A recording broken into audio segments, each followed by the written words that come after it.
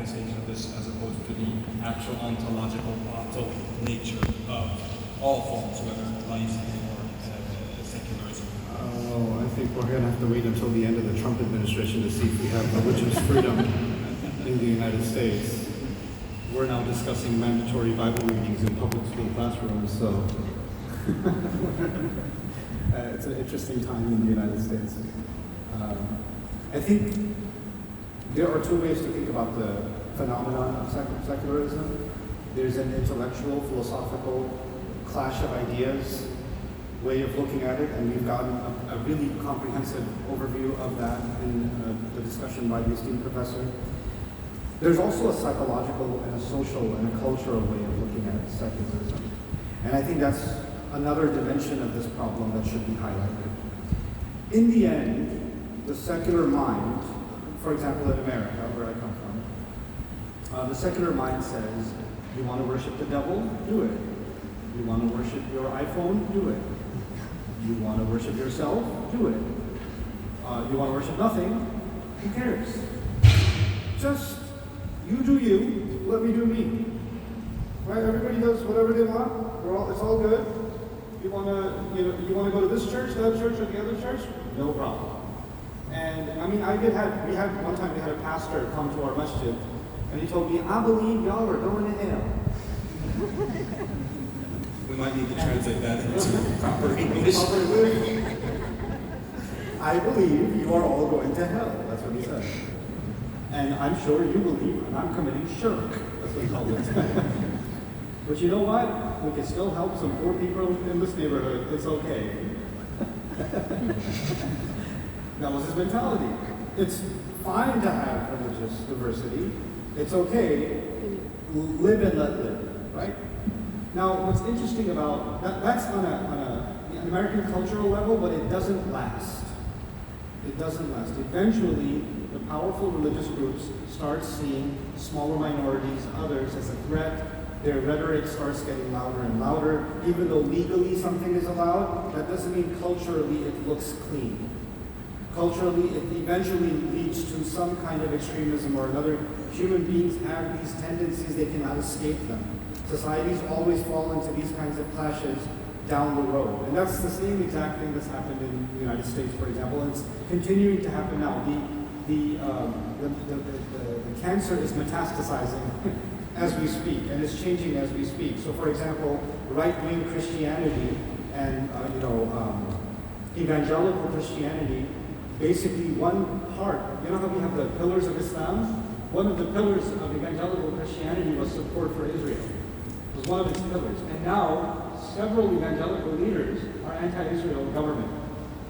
This is evil, this is wrong, etc., etc. You could never imagine that coming from an evangelical church 5 years ago. This would be, you're insane if you think that's ever going to happen, right? But that's the reality. Why? Because the religious lines are changing and the ideologies are changing. But I want to come to the psychological and the cultural aspect of secularism for Muslims. Essentially, when you separate your religious identity from every other identity. So when I'm at the office, I'm just an employee. And whether I'm Muslim or atheist or Christian, it doesn't matter. I'm just an employee.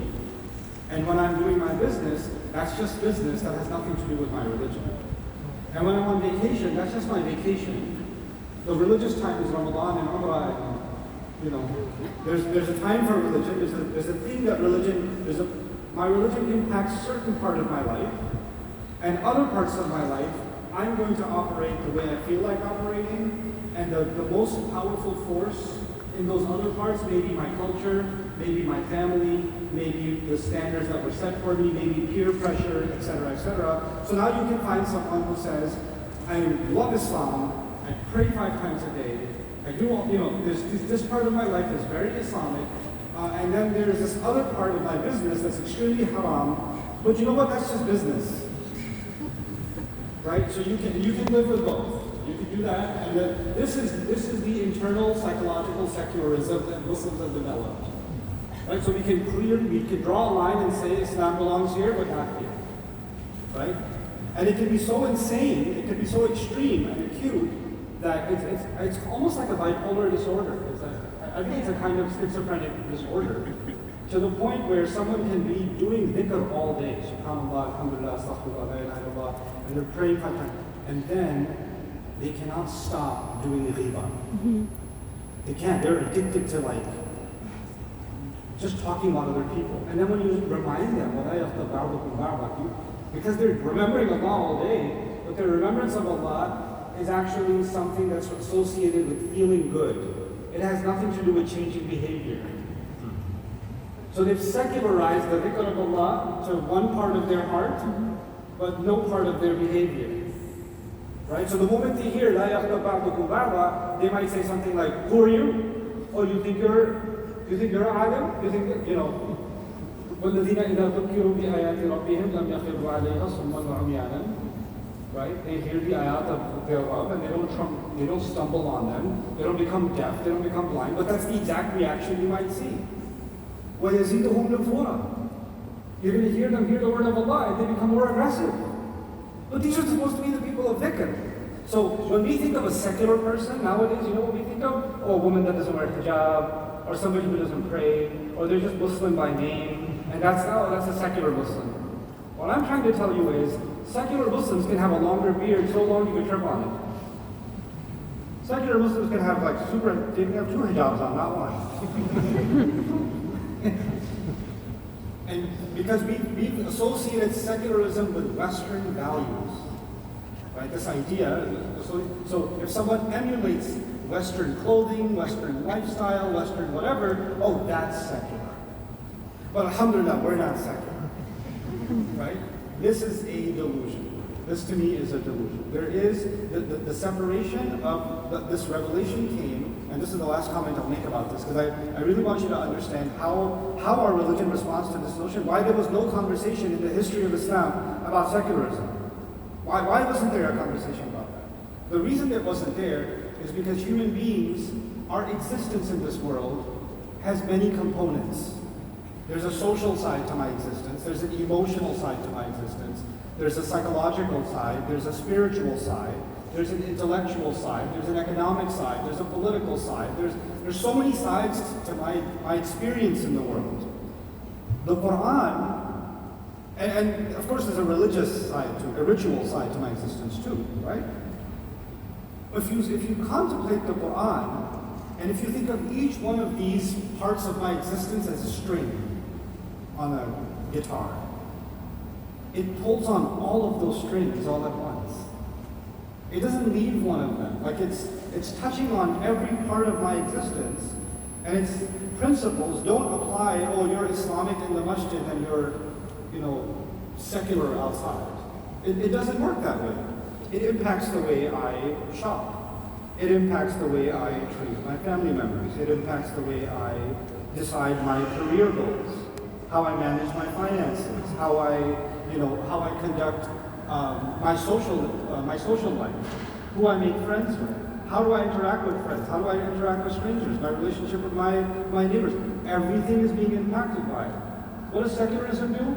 Let your religion impact you over here in this little corner, and everything else, freedom. Right? And so that's the last thing I'll say is the branding of secularism associated with the word freedom. Because you'll find people that are becoming closer to Islam, their friends get worried, man, I just want to live free. Why are you so restricted? So there's this assumption, there's a psychological assumption that Islam means restriction and secularism means freedom. And freedom is a beautiful word. Freedom is a word that you can use and then kill millions of people. We're fighting for the freedom of Iraq. Operation Freedom. Free people from their bodies and let their souls be released. Right? So the word has very powerful implications. It sounds like a good word. And we're fighting for freedom. And we want individual freedom. And we want liberty and freedom. These are beautiful words. And they have a very powerful allure. But here's the thing about these words. And this supposed freedom that they're talking about. The thing about these words is that this is false advertising. In the end, today, right now, with the way social media is progressing, I think many of you know young girls are at more, teenagers are 50% more at risk of suicide if they are connected to social media. 50% more risk across the world, across middle income and high income countries. So long as they have access to high speed internet and they have access, teenage girls are more at risk for suicide. Why? Because they feel imprisoned by their bodies. They feel imprisoned by their appearance. They feel imprisoned by not having enough followers, not being pretty enough, not being smart enough, not being... Is that not a prison? Is that not... That's not